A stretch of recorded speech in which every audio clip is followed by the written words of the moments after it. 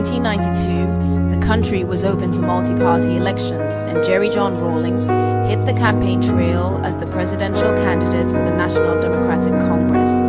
The NDC has a vision of social development, economic justice, integrity, and accountability. As he spoke on the podium, "This country is not going back. She's moving only forward." It was clear that JJ was still a man of the people. He continued to hold true to his beliefs that enabled him to rise up against the economic injustice of the 1970s.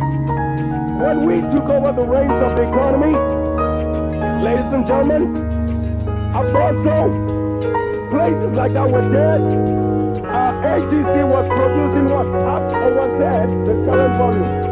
One-third the current volume. We have tripled AGC gold. When we started off with nothing. But one thing, the truth and integrity. The truth and integrity. And this is what has brought this country out of the darkness. Now that we are beginning to see the light, with the responsibility and the duty of accomplishing what we set out to do we want to see the clock run back?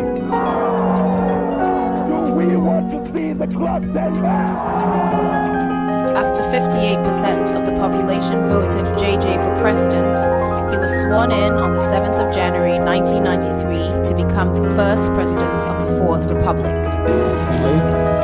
Flight Lieutenant Jerry John Rawlings. Flight Lieutenant Jerry John Rawlings. Haven't been elected. To the high office of President. To the high office of President. Of the Republic of the Republic of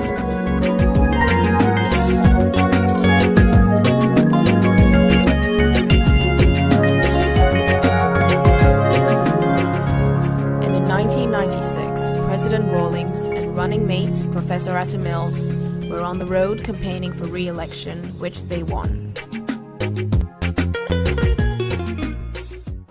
This victory is not a victory to sleep. It's not a victory for laziness, but it's a victory to work even harder.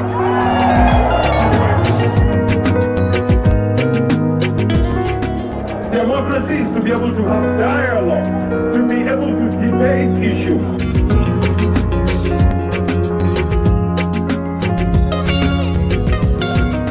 Together with Cabinet, the President and Commander-in-Chief determined general policy of the government. He consulted with traditional leaders as well, which kept him in touch with the grassroots.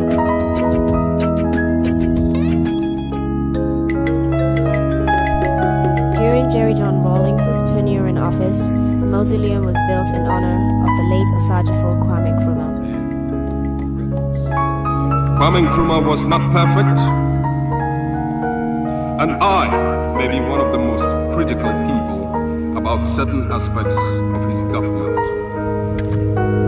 But I will never deny him nor any man the praise for outstanding achievements, and for Dr. Nkrumah in particular, the things that made him a great figure in history.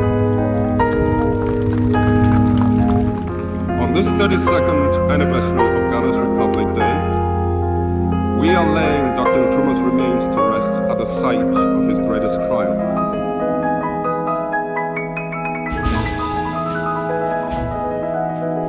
After 7 years of fighting in Liberia, stability was returned after Ghana contributed troops to a multinational force created to end the conflict.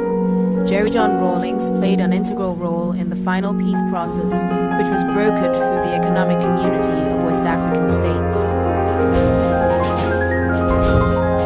The instability of Liberia is affecting the stability of the sub-region. It's making it difficult to attract investment.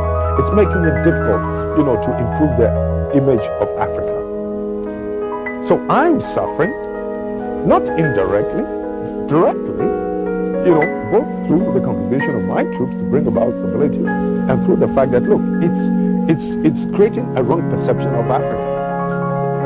So we have a moral obligation to do what we can to bring about the necessary stability, because we are all being judged, all of us, despite the efforts we're making, We're all being judged just by, little things happening here and there.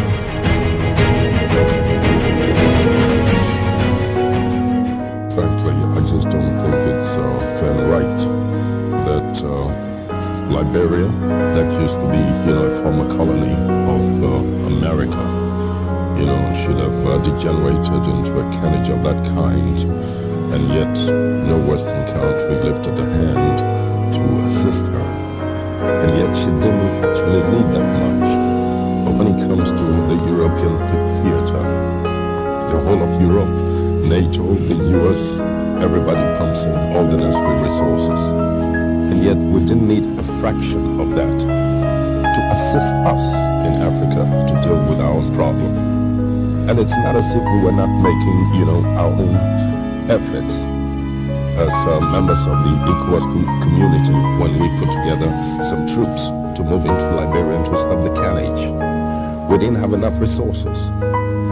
All we could, and being members of the UN, quite honestly, there was no reason why they could not have assisted us in a very humble way.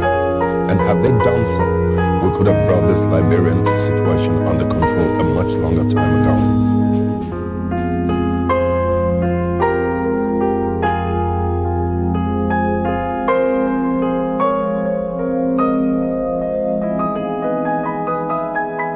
Hard work of the 1980s built a strong base for Rawlings to go to many countries to promote the good name of Ghana for viable foreign direct investment.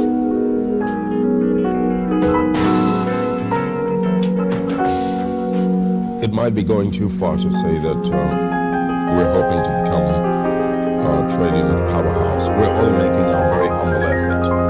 But the point is that precisely because of the political stability that we've enjoyed in this country, the world has virtually come to our assistance, led by the IMF and the World Bank, as well as some of the other Western communities, in order to help us lay the foundation for a developmental takeoff. We've used these resources to build roads, to extend electricity into as many regions as possible, and very soon there will not be a single district in my country that will not have energy. In other words, there will not be a single place in that country that will not be, potentially viable for industrial takeoff.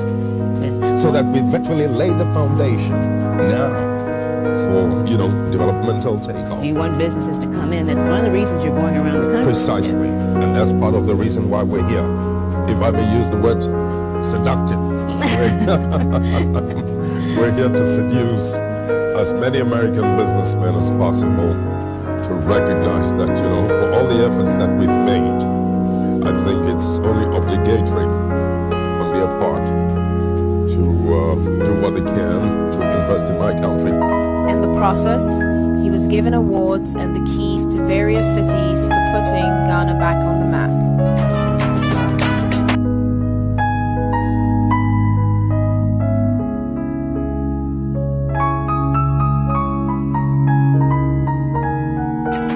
Ghanaians who left the country during the economic hardships of the 1970s and early 80s were coming back home to a country they felt proud of. Foreigners as well took advantage of the country's political and economic stability, which further stimulated economic growth.